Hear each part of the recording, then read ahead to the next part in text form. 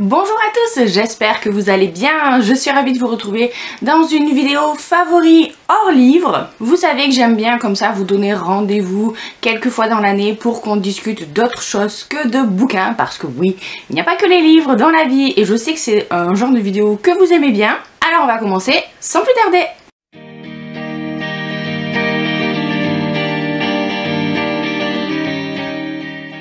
On va commencer en parlant bijoux et je suis très contente de vous annoncer que cette vidéo est sponsorisée par une marque de bijoux. C'est la première fois que ça m'arrive sur la chaîne. Il s'agit de la marque Ana Luisa et là je porte deux créations de leur part. Tout d'abord là j'ai le collier multirang Michel qui est vraiment très joli, très qualitatif. Ce sont des bijoux plaqués or. Et la marque Ana Luisa est une compagnie new-yorkaise mais à l'empreinte carbone neutre.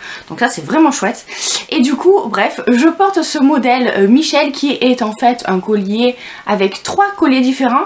Et l'avantage c'est que vous pouvez jouer comme ça sur le nombre de colliers que vous empilez parce qu'ils ne sont pas soudés ensemble. Il y a 3 colliers différents. Vous m'avez déjà vu porter dans les vidéos précédentes seulement celui-ci quand j'ai envie d'un look un peu moins chargé. Mais je trouve qu'avec une tenue un peu sobre pour pimper la tenue justement, un collier multirang et rien de mieux. Et donc celui-ci est vraiment très joli. Vous avez 2 chaînes un peu plus grosses et une chaîne très fine avec un très joli pendentif. J'ai reçu également assorti à ce collier les boucles d'oreilles qui ont en fait le même pendentif que le collier du bas. Elles sont vraiment très jolies. En fait, clairement, c'est les premières que j'avais vues sur le site que j'avais repérées.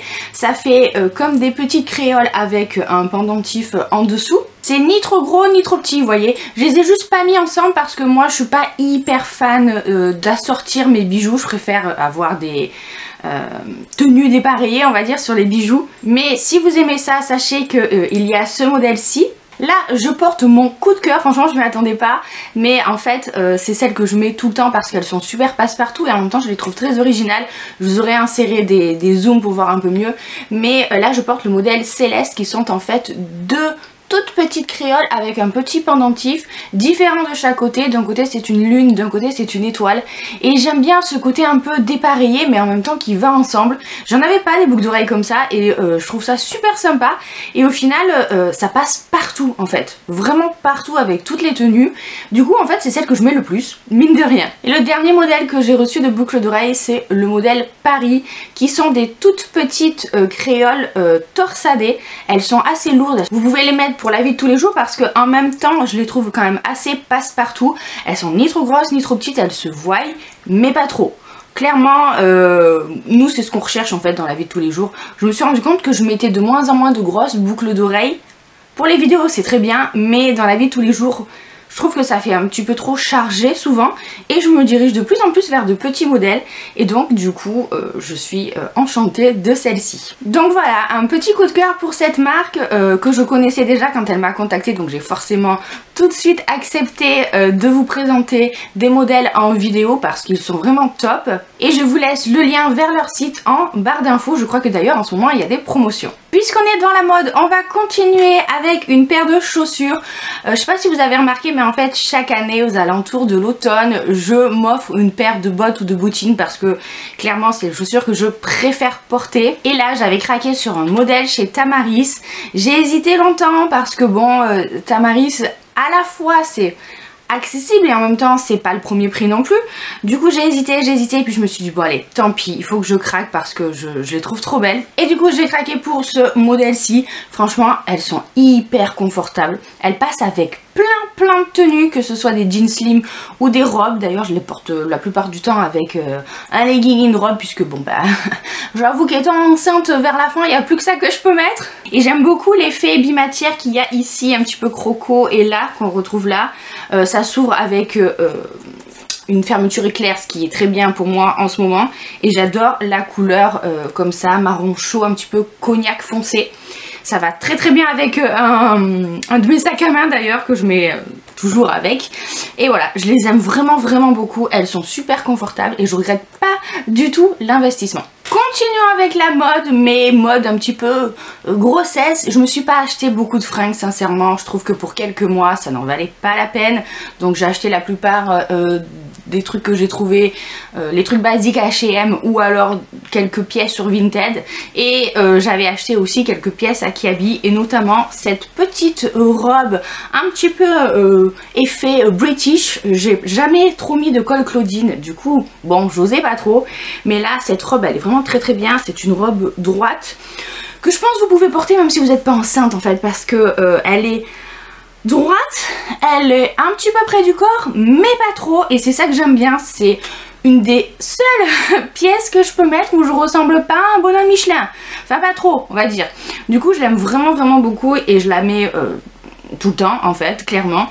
Elle est en matière un petit peu de jersey, donc elle est chaude mais pas trop, et voilà, elle arrive au-dessus du genou on va dire, et je l'aime vraiment vraiment beaucoup. Je vous dis, c'est la pièce de ma grossesse on va dire, que je mets tout le temps. Elle est fermée derrière par un petit bouton en plus, donc c'est mignon. Si vous avez les cheveux relevés, ça fait un petit côté, on découvre la nuque. Voilà, donc je suis très très contente de mon petit achat à Kiabi qui mine de rien m'a sauvé la mise plein de fois, parce que quand tu sais pas quoi mettre, que t'as pas envie d'être serré mais que en même temps t'as envie d'être un minimum potable, voilà, je mets ça et je suis prête à sortir avec mes petites bottines, parfait. Niveau gourmandise, j'ai pas grand chose à vous montrer de nouveau on va dire. J'essaye de me réfréner un petit peu et de voilà, pas trop abuser, même si clairement quand t'es à la maison t'as tendance à beaucoup plus manger qu'en temps normal, n'est-ce pas? Mais du coup j'ai pas fait vraiment de découverte. Par contre j'ai ressorti un de mes thés préférés. C'est pas mon thé préféré en hiver. Je suis allée dans la boutique de Daman Frères pour faire le gros stock du thé granola d'hiver. C'est mon thé préféré pour l'hiver et c'est mon thé préféré chez eux. C'est à base de thé noir, baie de goji, riz soufflé et arômes de raisin, noix de pécan, sarrasin et sirop d'érable.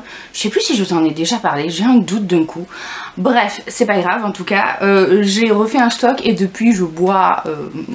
je vais pas dire que ça parce que j'alterne quand même avec du thé vert parce que moi c'est ce que je préfère globalement, mais celui-ci je l'aime vraiment vraiment beaucoup.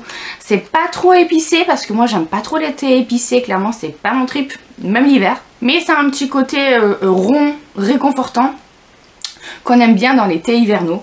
Donc voilà, celui-là c'est vraiment mon thé coup de cœur pour l'hiver.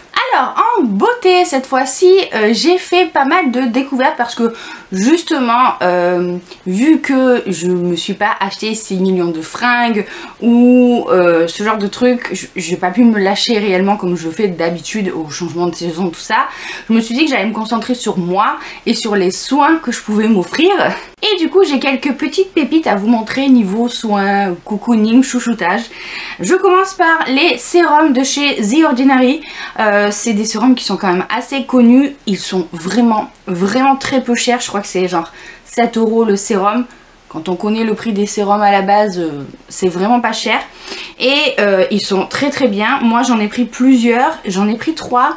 J'ai pas encore testé le 3e parce que ça me fait un petit peu peur. Il est un peu plus agressif, c'est une sorte de peeling quotidien au rétinol. Donc je pensais attendre une fois que je serai plus enceinte. En tout cas celui que j'utilise tout le temps parce qu'à cause des petites irrégularités de la peau j'en ai besoin, c'est le sérum. Alors c'est un ingrédient très compliqué à dire. Au niacinamide 10% et zinc 1% qui est là en fait pour calmer les impuretés et pour lutter contre les imperfections, voilà c'est ça, c'est le mot que je cherchais. Il est vraiment bien, il assèche pas la peau tant que ça, enfin même pas du tout, donc à mettre avant sa crème hydratante c'est nickel. Je trouve que ça régule quand même pas mal le pH de la peau. Et j'ai aussi celui-ci quand j'ai besoin d'un peu plus d'hydratation à l'acide hyaluronique parce que évidemment c'est l'ingrédient phare des produits de beauté en ce moment, acide hyaluronique 2%. Et lui a plus un effet vraiment hydratant, ça permet en fait l'acide hyaluronique à préparer la peau pour ensuite que la crème hydratante rentre bien dedans.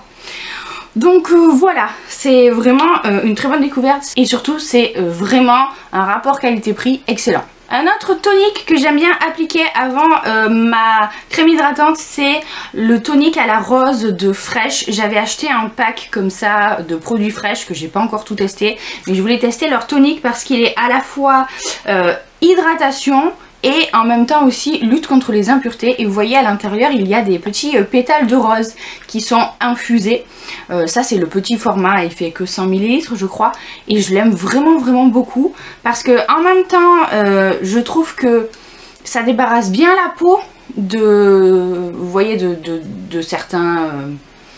Enfin, ça nettoie quand même bien la peau. Moi l'hiver je suis pas une fanat du nettoyage de peau quand je me lève le matin, parce que je trouve que ça agresse la peau, l'eau froide comme ça, et du coup j'ai tendance souvent à me nettoyer la peau avec une lotion tonique plutôt que avec de l'eau. Du coup d'habitude j'utilisais ma lotion Sanoflore, mais comme il y a beaucoup d'huile essentielle dedans et que enceinte on vous déconseille, je voulais chercher autre chose et du coup je prends celle-là et je la trouve vraiment très bien. Ça tire pas la peau du tout, ça a un effet assez hydratant sans pour autant être gras, donc ça c'est très bien. Et je pense continuer voilà avec le grand flacon une fois que j'aurai fini celui-là, il y a de fortes chances parce que je l'aime beaucoup. On termine pour la beauté avec un produit capillaire qui est un démêlant en fait de chez Revlon qui s'appelle Equave. Donc là moi j'ai la version bleue qui est soin démêlant instantané pour cheveux normaux à sec. Il y a plusieurs couleurs selon l'effet que vous cherchez. Je le trouve vraiment bien parce que j'essaye de me faire pousser les cheveux. Bon là je suis allée au coiffeur donc ça a un tout petit peu raccourci, mais je voudrais retrouver une certaine longueur, et qui dit cheveux longs dit forcément nœud, parce que moi j'ai les cheveux très fins mais qui s'en mêlent quand même pas mal, et ça c'est trop bien franchement, que sur cheveux secs ou sur cheveux mouillés, voilà, sur cheveux mouillés, c'est dur à dire, vous vaporisez comme ça, pchit, et ensuite pas besoin de galérer pendant 1000 ans pour te coiffer, dénouer tes nœuds et tout. Alors ça coiffe pas, hein, ça fait pas un effet stylé ou quoi, c'est vraiment là juste pour démêler, et je trouve que ça apporte un tout petit peu d'hydratation aux cheveux, enfin en tout cas ça les fait briller aussi, ils sont plus beaux. Alors est-ce que c'est un vrai soin? Ça m'étonnerait. Est-ce que c'est plus du maquillage pour cheveux? Je pense. Mais en tout cas, ça fait super bien le job. J'avais eu ça chez une youtubeuse beauté, l'Odeuse Makeup, qui le recommande depuis des années. Et j'avoue que franchement, je le trouve très bien comme produit. Et je m'en sers vraiment très souvent. On va passer à une catégorie que je crois je ne vous ai jamais présentée sur la chaîne. On va parler jeux de société, parce que forcément l'hiver est là et puis on sort moins parce que je suis plus fatiguée, tout ça, donc il nous fallait des occupations avec mon mari, hein, clairement. Et on s'est tourné vers des jeux de société et on en a trouvé des trop bien. Je vais commencer je pense avec le moins connu qu'on a présenté à tous nos copains, et tout le monde nous a dit mais où c'est que vous avez trouvé ça, c'est trop génial. Ça s'appelle Cosmopolite. Alors c'est un jeu qui peut se jouer qu'à 4 joueurs minimum, et c'est trop drôle. En fait je l'ai pris parce que les parties ne font que 6 minutes, et alors on peut en enchaîner tant qu'on veut, hein, mais je cherchais un jeu en fait où quand on a des copains ou de la famille ou quoi, qu'on passe pas une plombe à y jouer, parce que souvent t'es là, t'as envie de jouer à un jeu mais tu sais que ça va durer 1 heure et au final tu y joues pas. Alors que là le principe est super drôle. En fait vous êtes, c'est un jeu coopératif, vous avez un restaurant et il faut ouvrir le restaurant et servir les clients pendant 6 minutes. Et vos clients parlent toutes les langues du monde, c'est pour ça que ça s'appelle Cosmopolite. En fait il y a une application à télécharger, il y a une serveuse qui a les écouteurs et qui écoute les commandes des clients, qui va essayer de retranscrire à peu près comme elle peut les demandes au maître d'hôtel qui note. Et ensuite le maître d'hôtel il dit au cuistot il faut faire ci, il faut faire ça, et les cuistots ils doivent retrouver les ingrédients qui sont écrits sur des fiches, sauf que évidemment c'est n'importe quoi, c'est très phonétique, il peut y avoir du clafouche ou du harpelapena, et enfin bref, vous entendez des fois des mots, vous essayez de les retranscrire mais du coup ça veut évidemment rien dire, et la personne note mal, ou alors ils n'arrivent pas à lire les plats sur les cartes et tout. Enfin franchement c'est vraiment super drôle, c'est hyper original comme jeu, et à chaque fois on se marre bien, et en même temps on a la pression parce qu'on a que 6 minutes pour servir toutes les tables, et au fur et à mesure il y a de plus en plus de tables, de plus en plus de recettes qui se rajoutent, etc. Enfin bref, c'est vraiment un jeu super que je vous conseille comme ça, comme idée cadeau par exemple à Noël, si vous savez pas trop quoi offrir et que vous savez que la personne aime bien jouer à des jeux de société. Il coûte pas très cher, je crois qu'il coûte une vingtaine, 25 €, et il est vraiment drôle. Un autre jeu qu'on a découvert, alors on a joué qu'à la version duel, donc pour 2, on n'a pas encore joué à la version pour 4, c'est le fameux Seven Wonders. Donc nous on a la version duel comme je vous disais, puisque Je cherchais un jeu où on pouvait jouer à deux, clairement, et du coup on s'y est mis. Alors la première fois qu'on y a joué, personne nous avait expliqué les règles, donc on a un petit peu galéré pour comprendre comment ça marchait. Mais ensuite c'est vrai qu'on est quand même devenu très vite accro, surtout mon mari, je pense que c'est devenu son jeu préféré, avec le prochain là que je vais vous dire. Le but du jeu c'est de construire une cité, vous avez des merveilles aussi, comme les 7 merveilles du monde hein, à construire, et vous devez avoir des ressources pour construire justement des bâtiments, etc. C'est une sorte de jeu de stratégie on va dire, et c'est vraiment assez sympa. Les parties font une trentaine de minutes, donc c'est très bien moi je trouve comme durée de jeu. Et voilà, donc je pense que la plupart connaissent, enfin en tout cas ceux qui aiment les jeux de société connaissent, mais nous on connaissait pas et on aime bien. Et enfin le dernier jeu que je vous présente, alors là clairement je pense que c'est notre préféré, il s'agit des Aventuriers du Rail, voilà, comme tout le monde en fait, je comprenais pas pourquoi tout le monde faisait tant de trucs autour de ce jeu, et en fait c'est vrai qu'on devient super vite accro. Nous on a la version donc basique USA, et j'ai acheté il y a pas longtemps aussi l'extension sur l'Asie. L'avantage c'est qu'on peut jouer à deux, et que même si on y joue à deux c'est quand même vachement bien comme jeu, parce qu'il y a des jeux où tu peux jouer à plusieurs, là on peut jouer jusqu'à 5, mais quand vous y jouez à deux vous savez ils sont moins bien quand même, il y a moins d'intérêt et tout, alors que là je trouve que c'est pareil.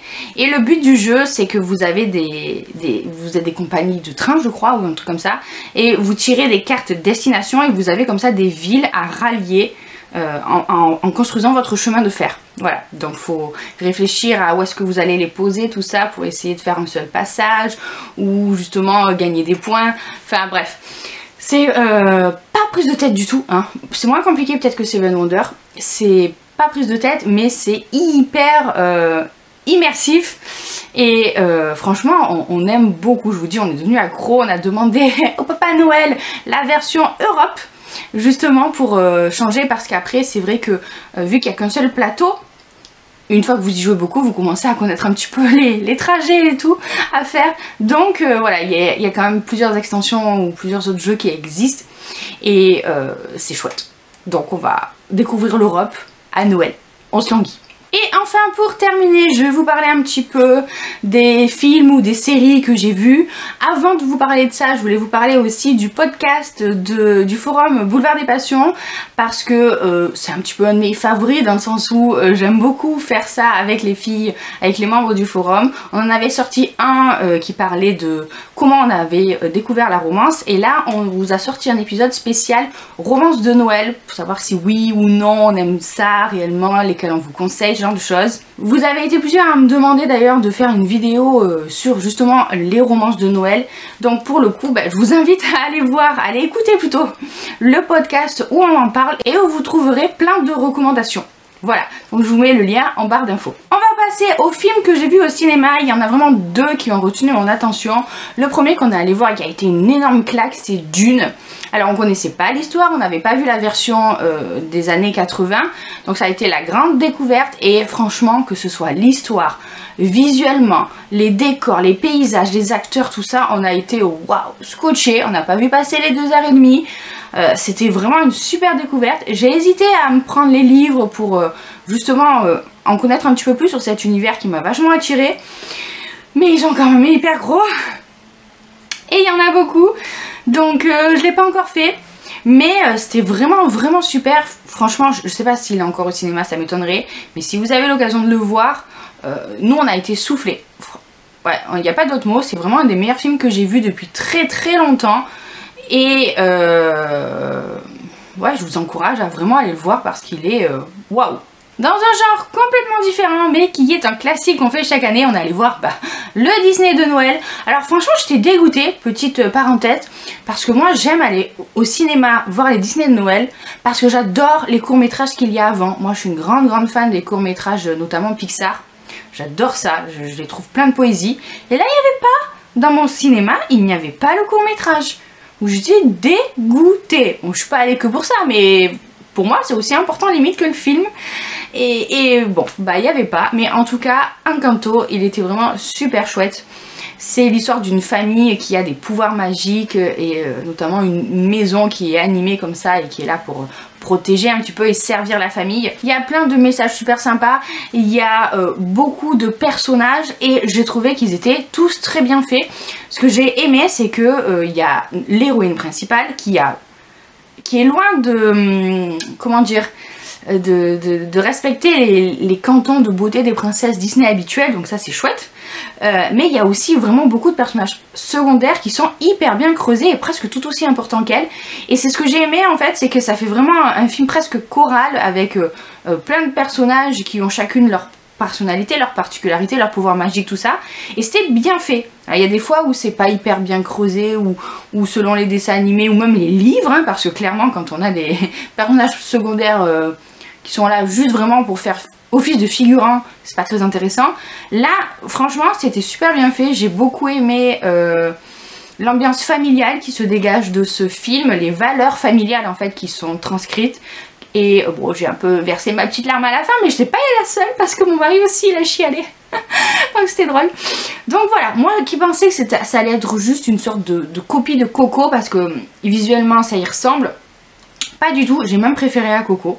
Donc je vous invite à aller le voir, il est encore disponible en ce moment. Et pour terminer, on va parler série parce que pendant mon congé mater, je m'étais dit que j'allais me refaire les Downton Abbey. Enfin, me refaire et me faire les Downton Abbey parce qu'en fait, j'avais regardé il y a très longtemps, il y a des années en arrière, les 3 premières saisons et j'avais arrêté. Du coup, là, j'ai tout repris du début et j'ai tout bouffé, les 6 saisons et le film. Et je me suis régalée. Franchement, c'était juste la bonne idée pour passer le temps en mode plaid, canapé, thé, petit gâteau anglais à regarder cette famille d'aristos dans les années 1910-1920, voir comment est-ce qu'ils survivent. C'était trop bien quoi. J'adore les personnages, que ce soit, enfin plus particulièrement les personnages des domestiques, je trouve qu'ils sont vraiment hyper intéressants. Mais il y en a aussi dans la famille principale qui sont très bien, hein. La duchesse, voilà, hein, la duchesse douairière, elle est géniale, on est d'accord. Mais il n'y a pas que ça quoi, il y a cette ambiance qui est assez réconfortante, sauf quelques scènes quand même. Il y a des trucs, ça m'a un peu... Bon, je sais que la série n'hésite pas à tuer certains de ses personnages, mais il y a vraiment un truc dans la saison 4, ça m'a choqué parce que je ne m'attendais pas du tout. Et je pensais pas que, voilà, on allait partir sur cet aspect-là assez sombre. J'ai mis du temps à m'en remettre, mais sinon ouais, elle est géniale cette série, forcément on s'attache vraiment beaucoup aux personnages qui sont dedans et ça fait toute sa force. Et c'est très british, c'est vraiment les Anglais à l'ancienne où ils sont très pudiques, il faut pas qu'ils montrent leurs sentiments, ils sont très impassibles. Il y a ce côté là que j'adore moi de l'Angleterre des Anglais et que j'ai adoré retrouver dans Downton Abbey, donc... Bon, c'est pas une grande découverte, je pense que vous connaissez, mais si vous y avez jamais mis le nez dedans, franchement, c'est une série qui vaut vraiment le détour et qui est disponible en ce moment sur Netflix. Voilà, j'ai terminé avec cette vidéo favori, j'espère qu'elle vous a plu.